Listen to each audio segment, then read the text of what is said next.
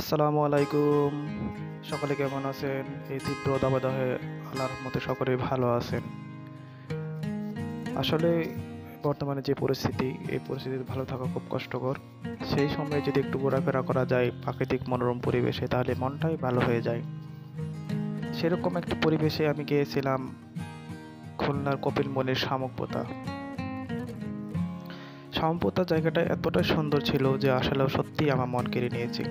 দুই দিকেই আপনার প্রাকৃতিক মনোরম পরিবেশ ঘেরা, এত ঠান্ডা হাওয়া বইছিল তখন, সত্যি সেখান থেকে ফিরতে মন চাচ্ছিল না। আমার মনে হয় আপনাদের জায়গাটাও খুব ভালো লাগবে, ভালো লাগারই কথা।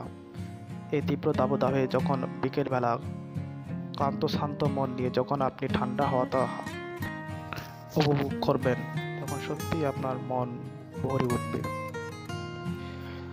আসলে আমি এই জায়গাটা চিনতাম না, কখনো জানতাম না এত সুন্দর একটি জায়গা এখানে ঘোরার মতো রয়েছে। এই জায়গাটা আসলে তো যাওয়া হয় আমার ব্রাঞ্চের কলিগ শ্রদ্ধেয় লিটন ভাই সাথে আমার সহকর্মীদের নিয়ে করে আসা।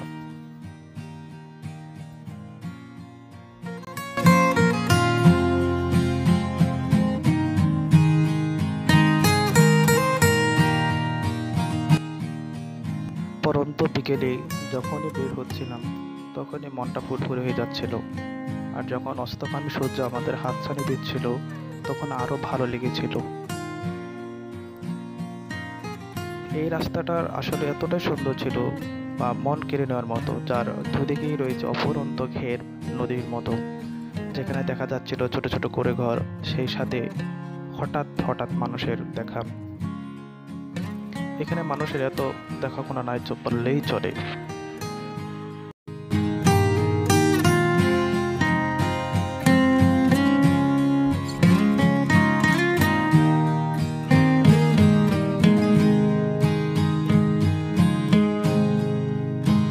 ব্রিজটা পেরোনোর পর আমরা পেয়ে যাই শামুকপোতা বাজার।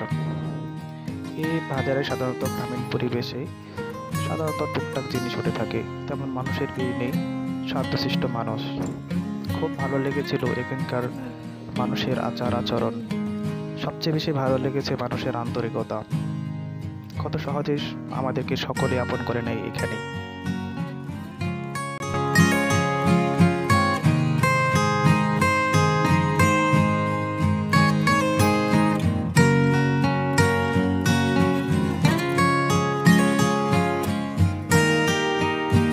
একদম গ্রামীণ পরিবেশ বলতে যা বোঝায় আসলে ঠিক তাই এখানে রয়েছে। মানুষের ব্যস্ততার ভিতরে এখানে দেখতে পাই সরলতার মুগ্ধতা, সেই সাথে আমাদের মানুষের পদযাত্রীর চাহনি সত্যিই মুগ্ধ করে।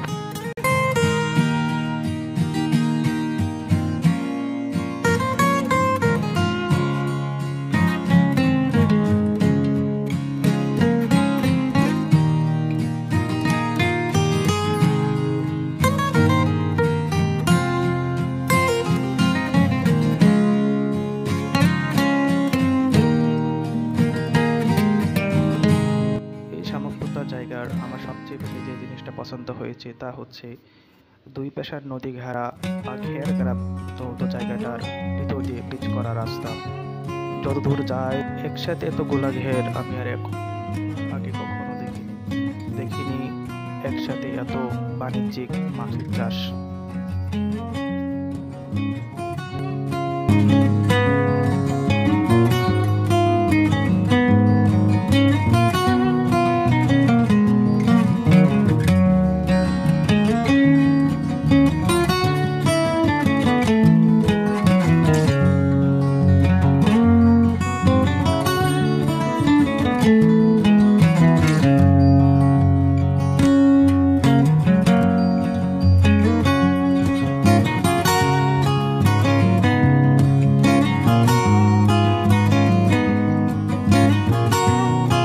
দুই পাশে বহুতল সবুজ অভয়ারণ্য ছিল এবং পানির বা জলরাশির স্নিগ্ধতা ছিল সত্যি মন কেড়ে নেওয়ার মতো। সবচেয়ে মজার বিষয় হচ্ছে এই 41°C তাপমাত্রার ভিতরে মনে হচ্ছিল এই জলধারার পাশে যদি আমার বাড়িটা হতো তখন কতই না শান্তি লাগতো।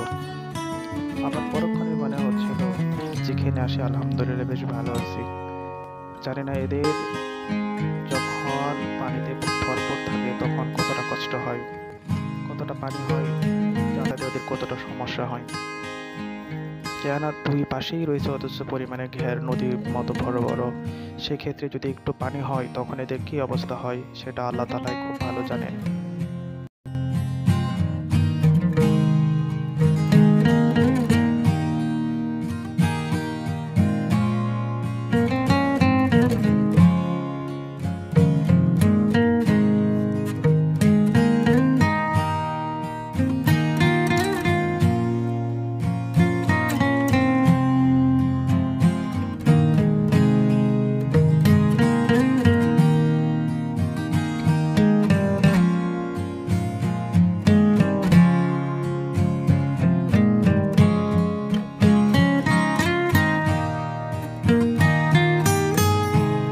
মানুষের জীবন আর বাস্তবতা কতটা কঠিন তা ঘর থেকে বের হতে বোঝা যায়।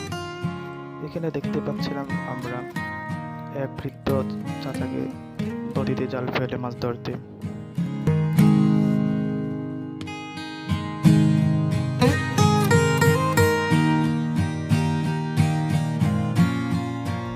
আমরা এসে দেখতে পাই শামুকতা পাথর কেটে হয় এবং তার সামনে একটি মিনি ব্রিজের মতো, যেটা দেখতে খুবই সুন্দর লাগছিল। দুই পাশেই একদম ঘের ছিল, সেই সাথে মানুষের পথচারী পারাপার হওয়ার জন্য একটা ব্রিজ রয়েছে। ব্রিজটা দুই দিকে ঢালু এবং এতটা সুন্দর ছিল, দেখতে খুবই সুন্দর। এবং এখানে দাঁড়িয়ে ছবি তোলার জন্য একটা পারফেক্ট স্পেস আমার বলে আমার মনে হয়। ভিউটা কি সুন্দর, সত্যিই আপনার মন কেড়ে নেওয়ার মতো। এই প্রচণ্ড গরমের দাবদাহে এরকম একটা পরিবেশে এসে সত্যি খুব ভালো লাগছিল। তাই আবারও ধন্যবাদ দিতে চাই আমাদের বড় ভাই শ্রদ্ধেয় লিটন ভাইকে। লিটন ভাইয়া খুব গেমে যাচ্ছিল, আসলে এতটা পরিমাণে গরম ছিল, তারপরে খুব ভালো লাগছিল। প্রায় সন্ধ্যা হওয়ার মতো আমরা আবার ফিরে যাচ্ছিলাম বাসায়। সেই সাথে এখানে একটা জিনিস দেখার মতো, সেটা হচ্ছিল আশ্রয়কেন্দ্র, বহুমুখী ঘূর্ণিঝড় আশ্রয়কেন্দ্র, যেখানে প্রাকৃতিক দুর্যোগের সময় বহু মানুষের আশ্রয় হয়ে থাকে। এরকম একটা প্রকল্পে, এরকম একটা জায়গায় দেখতে পেরে খুবই ভালো লাগছিল। সেই সাথে খুব ভালো লাগছিল চতুর্পাশের খুব মনোরম পরিবেশ।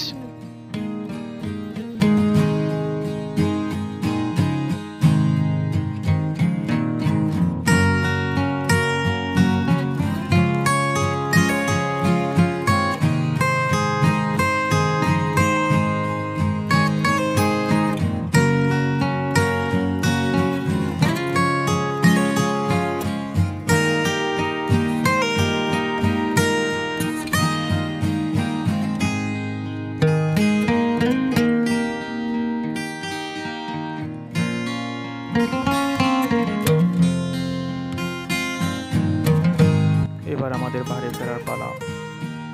আস্তে আস্তে আমরা ধীরে ধীরে বাসার দিকে রওনা হচ্ছি। যাবো সমপতা বাজার পর্যন্ত, সেখান থেকে আবার গাড়িতে উঠে আমাদের গন্তব্যস্থলে চলে আসবো। আসার সময় সন্ধ্যায় পথচারীদের সাথে দেখা, তারাও খুবই আন্তরিক ছিল। সেই সাথে সবুজে অভয়ারণ্য ঘেরা পরিবেশ আমাকে সত্যি মনোমুগ্ধ করে। এত জলরাশির বিস্তরণের মাঝে আমি আবার ফিরে আসতে চাই। সন্ধ্যায় পাখিগুলো উড়ে যাচ্ছিল তাদের নিজ আস্থানলে। আজ এই পর্যন্তই, সবাই ভালো থাকবেন। আল্লাহ হাফিজ।